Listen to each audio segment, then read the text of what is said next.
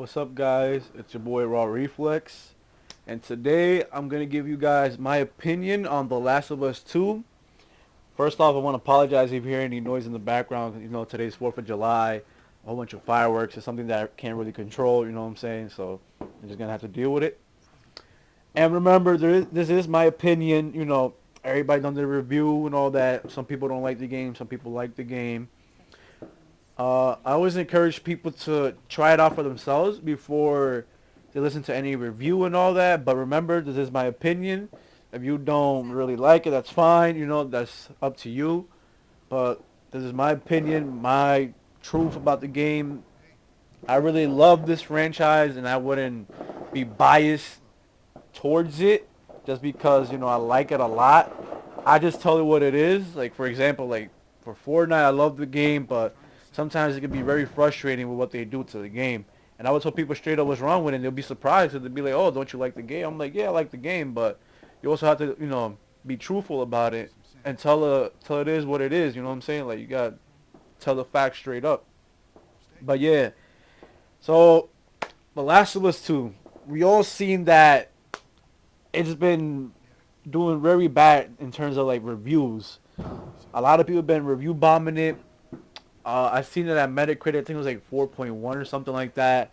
A lot of people are not liking the game, but I feel like the only reason they're not liking the game is because a certain character died. By the way, this gameplay is like around there in the beginning of the game, so I'm not trying to like spoil anything for you guys throughout like later or like mid part of the game. This is all early on. You will see this once you start playing it. But yeah, a lot of review bombing. And then people were just telling me, yo, don't play the game, don't buy it, da da da da. People saying it's bad, all this and that. I'm like, man, listen, I don't really give, excuse me for my language, but I don't really give two shits about anybody else's opinion until I have formed my own. And that's when I'll listen to other people's opinion about a game. So I like to try out the game first, form my opinion, and then listen to what others have to say about it. Usually I'll, check out the review, and then I'll be like, I might not get that game, but most of the time I buy the game, try it out. And if I don't like it, it is what it is at the end of the day. But The Last of Us 2, yeah, like I said, just because one certain character died, people just stopped liking the game, they stopped playing it, or they barely even played the game at all, and they just went straight to review bombing. And I feel like a lot of people just jumped on the hate train and she just started doing it to get more review bombings of the game. But what people fail to realize that this game is a really, really great sequel to the first one. And you guys gotta remember that not every story ends in a fairy tale or like is all always happy. You know what I'm saying? You're gonna have those moments that are like those shocking factors, which is why we're having the reaction we're having now with The Last of Us Part 2. And, this is how people react to it, and then Naughty Dog and Sony are just staying quiet about it and just taking it in, wait till, it goes down. But yeah, man, this game improved a lot from the first one. The storytelling is phenomenal, just like the first one, but even better, in my opinion. The first one will always be the OG classic, that captivated a lot of people, which is why it did so well, why it was reviewed so high, you know. But Last of Us Part 2 improved on every front: graphical quality, gameplay, story, uh, yeah, basically everything. To be honest with you, and this is also because in this game you get to play as multiple people throughout the story, which I'm not gonna say because I don't want to spoil it for nobody who hasn't played the game yet. And yeah, I mean, the first one I think you only play as like Joel and Ellie. I don't know if you ever played anybody else. I'm not really sure. It's been a while. I haven't played since like 2013 when it came out. But yeah, this game, man, it took me for a ride of emotions. I'm not gonna lie. This game will take you to places that you never thought it would be, like that you never think that you would want to be in. You know what I'm saying? Like, you would be like, oh, this is not gonna happen. Then it will happen. You know what I'm saying? It'll surprise you. It'll shock you.